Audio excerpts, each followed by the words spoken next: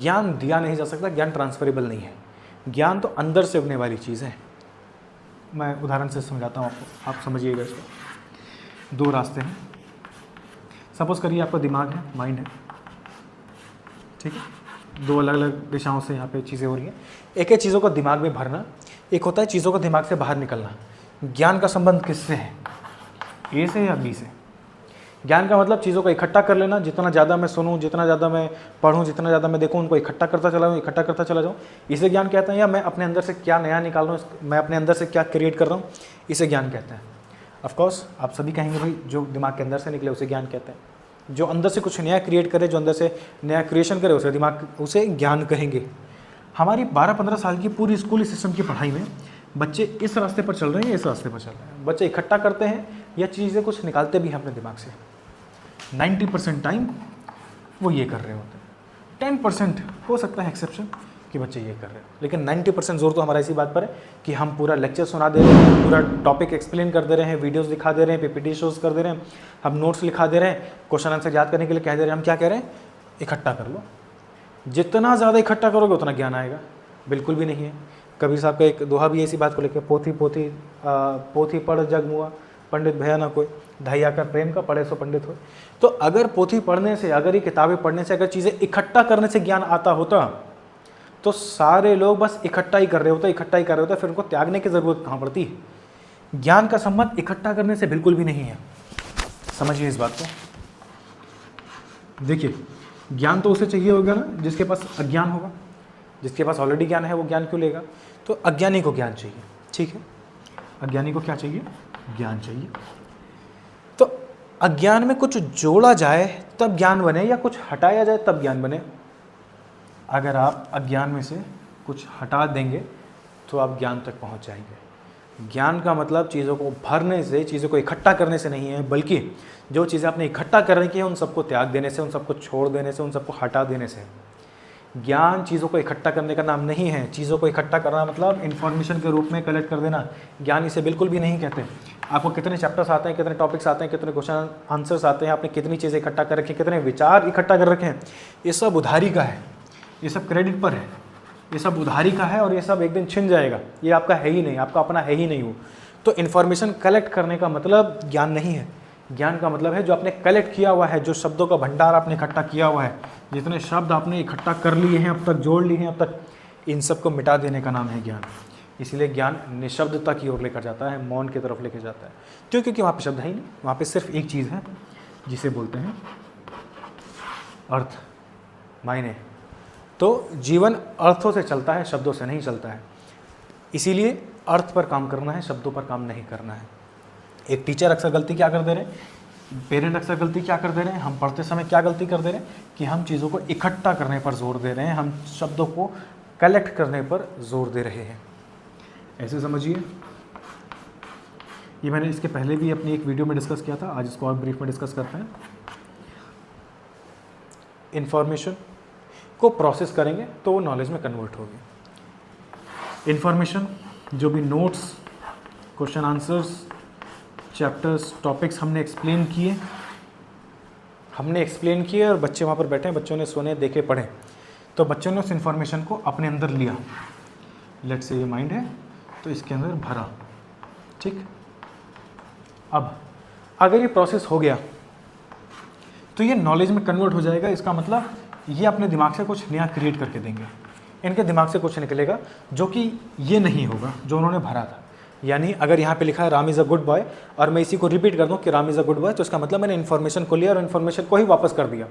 Information लिया, बिना process के उसको आउटपुट दे दिया, यानी मैंने रट्टा लगा लिया। लेकिन अगर मैंने इन्फॉर्मेशन ली है और उसको प्रोसेस किया है तो मैं उसे नॉलेज में ऐसे कन्वर्ट करूँगा कि मैं उसके बारे में जानूंगा और मैं अपने शब्दों में उसको बयां कर सकूँगा, अपनी गहराई से उसको मैं बता सकूँगा कि मुझे उसमें क्या समझ में आया, मैं उससे कैसे रिलेट कर पाया, मैंने उसमें क्या ऑब्जर्व किया, ठीक। तो इन्फॉर्मेशन को प्रोसेस करने से नॉलेज मिलती है, और नॉलेज का संबंध इस बात से कि इसका इन्फॉर्मेशन से फिर कोई लेना देना बहुत ज़्यादा रह नहीं जाता है। इसका मतलब ये कि जो चीज़ उसने इकट्ठा करी थी, जो चीज़ उसके दिमाग के अंदर भरी गई थी, अब वो चीज़ नहीं, कुछ नया क्रिएट होकर आ रहा है, अब कुछ नया बाहर निकल के आ रहा है। अब आप अपनी क्लास में जाइएगा और ये चेक करिएगा कि आप खाली इन्फॉर्मेशन देने का काम कर रहे हैं या प्रोसेस करना भी सिखा रहे हैं। प्रोसेस करने का मतलब याद करना नहीं होता, रटना नहीं होता, प्रोसेस का मतलब होता है समझना। प्रोसेस का मतलब है समझना। इन्फॉर्मेशन को आपने याद करना सिखाया, इन्फॉर्मेशन को आपने रटना सिखाया, या इन्फॉर्मेशन को आपने समझना सिखाया। आप अपने स्कूल में, अपनी क्लास में अपने बच्चों को याद करने के तरीके सिखाते हैं या समझने के तरीके सिखाते हैं? आपको खुद याद करने के तरीके पता हैं या समझने के तरीके पता हैं? अगर आपको समझने का तरीका पता होगा तो इसका मतलब आपको प्रोसेस करने का तरीका पता है, और वो प्रोसेस आपको नॉलेज के रूप में कन्वर्ट हुई हुई मिलेगी, और कुछ ना कुछ आपने नया क्रिएट किया होगा। लेकिन अगर आपको याद करने के तरीके पता हैं तो आप इसी इन्फॉर्मेशन को ले रहे हैं और इसी इन्फॉर्मेशन को वापस से कन्वर्ट करके बाहर आउटपुट में दे दे रहे हैं। यानी इन्फॉर्मेशन आगे बढ़ी नहीं रही है, वो यहीं पे गोल गोल घूमे जा रही है, ऐसे गोल गोल गोल गोल भंवर की तरह, किसी साइक्लोन, किसी टॉर्नेडो की तरह, बस ऐसे गोल गोल घूमे जा रही है, घूमे जा रही है, घूमे जा रही है, घूमे जा रही है। आपको लग रहा है कि आगे बढ़ रही होगी, लेकिन आगे बढ़ नहीं रही है, वहीं पे इकट्ठा है, वहीं पे गोल गोल गोल गोल, जहाँ से शुरू किया था वहीं पे खत्म हो रही है, जहाँ से शुरू किया वहीं पे खत्म हो जा रही है, कुछ हाथ आ ही नहीं रहा है। इसको ऐसे समझिए, आज आपने याद किया, 4 दिन बाद भूल गए, फिर याद करिएगा, फिर भूल जाइएगा, फिर याद करिएगा, फिर भूल जाइएगा। बन गया भाई, और बन गया ये मेमोराइजिंग का सर्कल। याद करो भूल जाओ, याद करो भूल जाओ, याद करो भूल जाओ, याद करो भूल जाओ। यानी आप आगे बढ़ ही नहीं पा रहे, आप उसको नॉलेज में कन्वर्ट कर ही नहीं पा रहे। क्यों? क्योंकि आपको प्रोसेस करना आता ही नहीं, क्योंकि आपने समझने का तरीका दिया ही नहीं, ना आपको समझने का तरीका पता है। अगर आपको समझने का तरीका पता हुआ तो वो यकीनन नॉलेज के रूप में कन्वर्ट हो जाएगा। नॉलेज का मतलब है कुछ नया क्रिएट हो जाना। आपकी क्लास में 40 बच्चे हैं, आपके घर में 2 बच्चे हैं, आप उनको चेक करिएगा, पता करिएगा कि जो टीचर पढ़ाते हैं, जो टीचर समझाते हैं, बच्चे वही क्वेश्चन आंसर्स याद करते हैं, वही क्वेश्चंस बच्चे बनाते हैं, वही क्वेश्चंस बच्चे लिखते हैं, या अपने खुद के क्वेश्चंस लिखते हैं। ध्यान से सुनिएगा, मैं आंसर की बात नहीं कर रहा, मैं क्वेश्चंस की बात कर रहा हूँ। बच्चे वही क्वेश्चंस पढ़ते हैं, वही क्वेश्चंस लिखते हैं, या अपने खुद के क्वेश्चंस बनाते हैं। क्वेश्चन और आंसर 2 चीज़ें होती हैं ना। तो क्या बच्चों के अपने खुद के क्वेश्चंस होते हैं? क्या बच्चों के अपने खुद के प्रश्न होते हैं? अगर होते हैं तो समझिएगा कि टीचर ने उनको प्रोसेस करना सिखाया, जिससे वो नॉलेज की तरफ आगे बढ़ेंगे, जिससे वो ज्ञान की तरफ आगे बढ़ेंगे, वो अपने समझ के स्तर को उठाते चले जाएंगे। और अगर बच्चों के अपने खुद के क्वेश्चंस नहीं होते हैं तो इसका मतलब टीचर ने उनको मेमोराइज करना, याद करना, रटना ही सिखाया है। आपने उनको याद करना और रटना ही सिखाया है, इसके आगे आप नहीं बढ़ा पाए बच्चों को।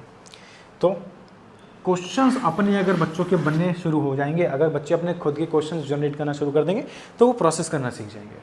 और अगर उन्होंने प्रोसेस कर लिया इन्फॉर्मेशन को तो वो नॉलेज में तो ऑटोमेटिकली कन्वर्ट हो ही जानी है।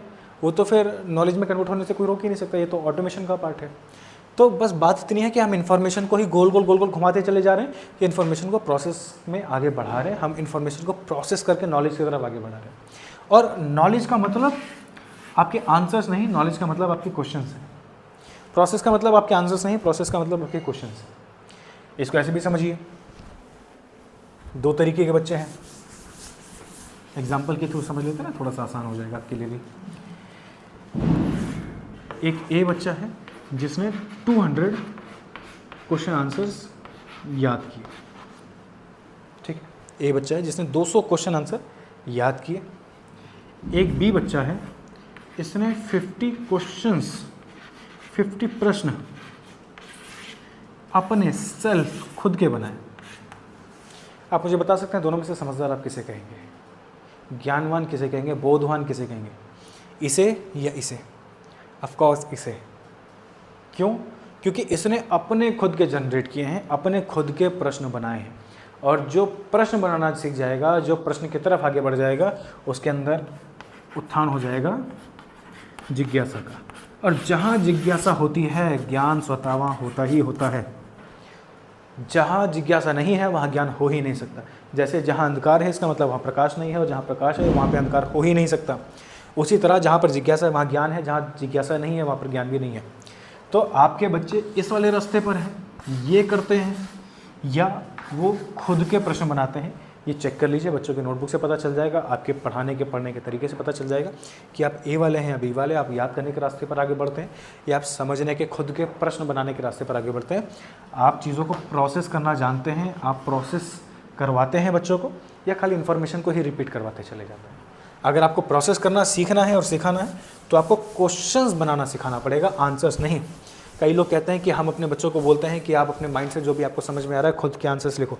आंसर नहीं सर, आंसर तो बच्चा याद भी कर सकता है, आंसर तो ऑलरेडी बुक में दे रखे हैं, आंसर तो बच्चा उसके हिसाब से ही करेगा। लेकिन बुक में क्वेश्चंस नहीं दे रखे होते हैं जो बच्चे अपनी मर्ज़ी से बनाएंगे। एक टॉपिक है, एक टॉपिक आप अपने बच्चे को दीजिए, अगर वो मान लिया 50 लाइन का टॉपिक है, क्लास में 40 बच्चे उनसे को दीजिए, तो आप पाएंगे कि हर बच्चा 20 से 30 क्वेश्चन बहुत ईजिली बना देगा।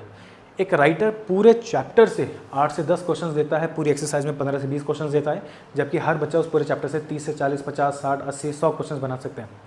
आंसर हो सकता है बुक में अवेलेबल हो, लेकिन जो क्वेश्चन बच्चे बनाएंगे वो क्वेश्चंस बुक में नहीं लिखे होंगे, क्योंकि वो उनके माइंड से क्रिएट हुए होंगे। और कोई भी राइटर किसी भी चैप्टर से 100 से 120 क्वेश्चंस नहीं दे सकता है, वो 8 से 10, 15, 20 ही देता है। हाँ, अगर आप क्वेश्चन बैंक में और परीक्षा के एग्जाम की ही तैयारी करते हैं, अलग से आपको शिक्षा से कोई लेना ही देना नहीं है, तो फिर ज़रूर होता है। लेकिन जितनी हमारी एकेडमिक पढ़ाई है क्लास 1 ऑनवर्ड्स 12 तक की, उसमें राइटर 8 से 10, 12, 15 क्वेश्चन ही देते हैं। तो बच्चे को क्वेश्चंस करना सिखाएं, बच्चे को क्वेश्चंस बनाना सिखाएं। अगर बच्चा क्वेश्चंस बनाना सीख जाएगा, अगर बच्चा खुद के प्रश्न बनाना, खुद के प्रश्न लिखना, खुद के प्रश्न करना सीख जाएगा, तो उसके अंदर जिज्ञासा बढ़ती चली जाएगी, वो हर चीज़ को जानना शुरू कर देगा। और ये जिज्ञासा जिसकी मैं बात कर रहा हूँ, जिसकी अक्सर हर जगह बात होती ही है, ये जिज्ञासा आती है प्रश्न करने से। और ये ऐसा नहीं है कि ये प्रश्न करना कोई नया काम है। आप किसी भी 2, 2.5 साल, 3 साल के बच्चे को देखें जो बोलना सीख गया हो, वो जब बोलना शुरू करता है, जब वो धीरे धीरे बड़ा हो रहा होता है, तो अपने आस पड़ोस से, अपने पापा से, मम्मी से, भाई से, बहन से प्रश्न करता है। हज़ारों सैकड़ों प्रश्न कर रहा होता है। पापा ये क्या, दीदी ऐसा क्यों, भैया वैसा क्यों, मम्मी ये क्यों, मम्मी वो क्यों, दुनिया भर के सवाल करते हैं। वो सवाल करना उसको किसने सिखाया? आपने सिखाया था। पेरेंट्स सिखाते हैं, बच्चे सिखाते हैं, जो आसपास के होते हैं, वो माहौल सिखाता है, स्कूल का टीचर सिखाता है, कोई नहीं सिखाता। वो ईश्वरीय शक्ति है, वो ऊपर से प्रकृति ने बना करके भेजी, वो ईश्वर ने उसको दे करके भेजा है, इनबिल्ट भेजा है प्रश्न करना। आप देखिएगा, आप बच्चे रहे होंगे, आपने भी पूछेंगे, और आपके बच्चे होंगे वो भी ज़रूर पूछते होंगे। तो ये प्रश्न करना इनबिल्ट है, यही ताकत आगे बढ़ती रहनी चाहिए। लेकिन हमारे जो मेमोराइजेशन का, हमारा जो याद करने का और रट्टाफिकेशन का जो हमारा पूरा सिस्टम है, इसके अंदर में खुद के प्रश्न की कोई जगह ही नहीं रहती। क्यों? क्योंकि हम क्वेश्चन आंसर याद कराने में लग जाते हैं। हमें लगता है कि आंसर महत्वपूर्ण है, आंसर से ज़्यादा प्रश्न महत्वपूर्ण है। जिसके पास प्रश्न होंगे, ये दुनिया में वही कुछ नया क्रिएट कर पाएगा, वही किसी इनोवेशन के रास्ते पर आगे बढ़ पाएगा, वही कोई कुछ डिस्कवरी कर पाएगा। ज्ञान उनको कभी नहीं मिला जिनके पास उत्तरों के ढेर थे, ज्ञान उनको मिला जिनके पास प्रश्न तमाम थे। ज्ञान उनको नहीं मिला जिनके पास उत्तर तमाम थे, ज्ञान उनको मिला जिसके पास प्रश्न तमाम थे, जिनके पास प्रश्नों का ढेर था, जिनके पास हज़ारों सैकड़ों प्रश्न थे। तो प्रश्नों से ज्ञान मिलता है, उत्तरों से ज्ञान नहीं मिलता। उत्तर इकट्ठा कर लेना ज्ञान की परिभाषा नहीं है। ज्ञान की परिभाषा है प्रश्नों का होना, खुद की जिज्ञासा का होना। आप किसी भी वेद में, उपनिषद में, पुराण में, किसी भी धार्मिक ग्रंथ को उठा करके देख लीजिए, वहाँ पे उत्तरों का जिक्र नहीं है, वहाँ पे प्रश्नों का जिक्र है। उनकी शुरुआत उत्तर से नहीं, उनकी शुरुआत प्रश्नों से होती है। वो आपको ये नहीं कहते कि आप उत्तर इकट्ठा करो, वो आपको कहते हैं कि प्रश्न करना सीखो।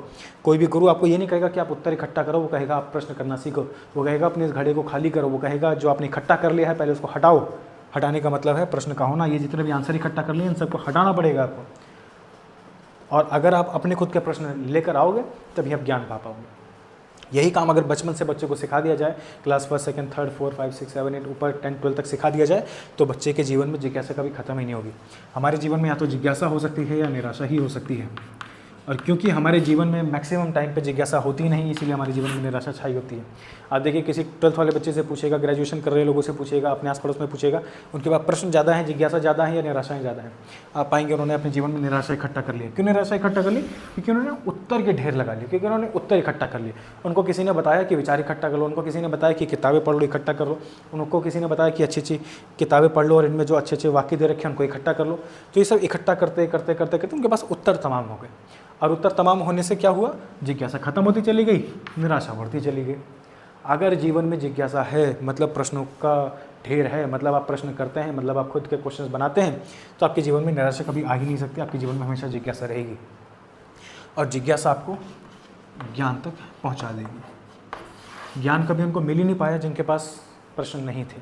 ज्ञान हमेशा उनको मिला जिनके पास प्रश्न थे। अर्जुन के पास प्रश्न है, इसीलिए अर्जुन के पास में कृष्ण है। तो कृष्ण वहीं होते हैं जहाँ प्रश्न होते हैं। जिनके पास प्रश्न नहीं, उनके पास कृष्ण कैसे? तो अगर आपको ज्ञान तक लेके जाना है, अगर आपको अपने बच्चों को ज्ञान तक पहुंचाना है, अगर उनकी समझ के विकास पर काम करना है, समझ के स्तर को उठाना है, समझ के उत्थान के लिए काम करना है, रटने वाली प्रणाली को छोड़ना है, तो आपको बच्चों को प्रश्न करना सिखाना होगा। आपको बच्चों को प्रश्न बनवाने होंगे, आपको बच्चों को प्रश्न क्रिएट करवाने होंगे, उनको नोटबुक में आंसर से ज़्यादा प्रश्न करने पर महत्व देना होगा। तभी आप उनको ज्ञान के रास्ते पर लेकर जा सकते हैं। Thank you.